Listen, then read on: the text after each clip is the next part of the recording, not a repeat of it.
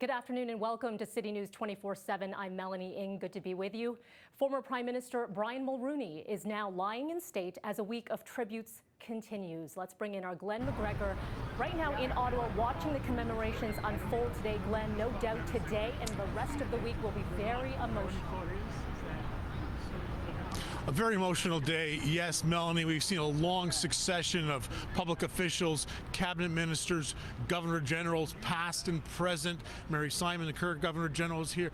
David Johnston, former governor general, Michaëlle Jean, lots of cabinet ministers. The prime minister, of course, is here. Leader of the opposition, Pierre Poilievre, came to pay his respects. Jagmeet Singh, NDP leader as well. But interesting, though, also Joe Clark, who was, of course, former prime minister before Brian Mulroney and was at one point a political rival of Brian Mulroney's until he entered Mulroney's cabinet much later in his career.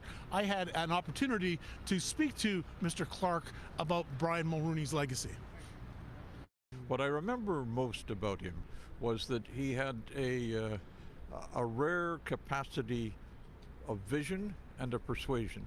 He could see big changes that needed to be made, and he was remarkably skilled at drawing other people who might not have started with him to not only support that vision, but to enlarge it. He was not unwilling to take advice. If there was something he wanted done and someone had a better idea as to how it could be done, he took that advice.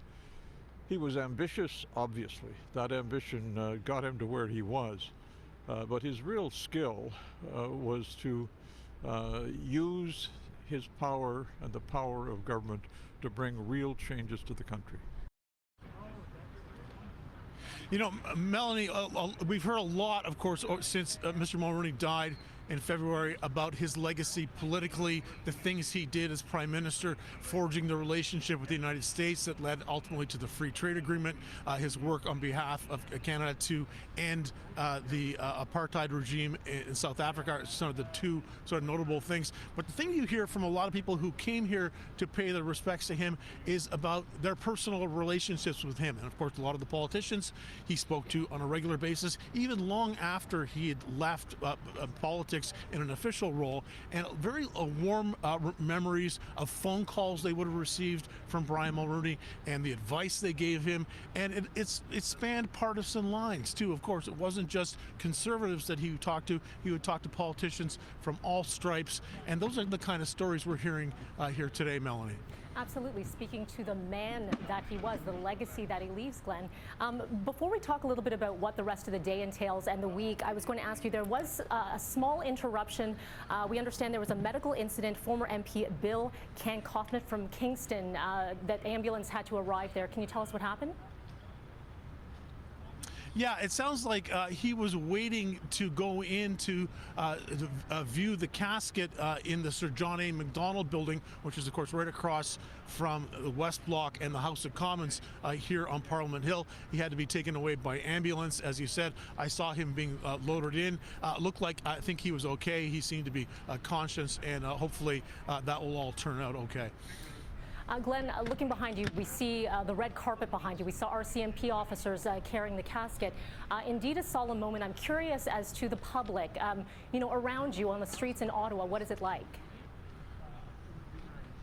Yeah, we're seeing actually, a few dozen people have arrived here. They're queuing up behind barricades that the Canadian Heritage Department has set up. So the morning session was all for public officials. This afternoon, it will be just members of the general public who want to come, pay their respects, and sign books of condolences. That will go until 6 o'clock this evening, and then again tomorrow morning from 9 to 1 p.m.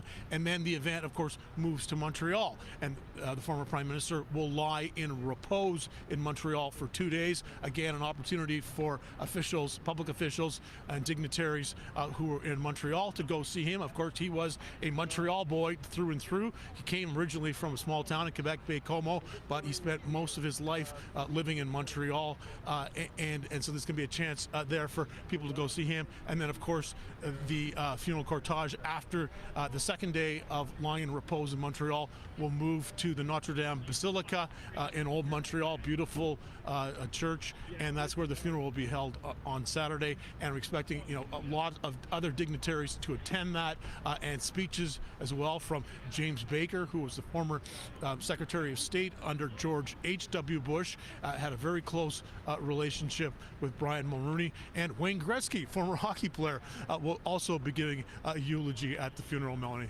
And no doubt that line is just going to grow and grow, as you noted, with the public, with their visitations. Glen McGregor joining us in Ottawa. Thank you so much for this update.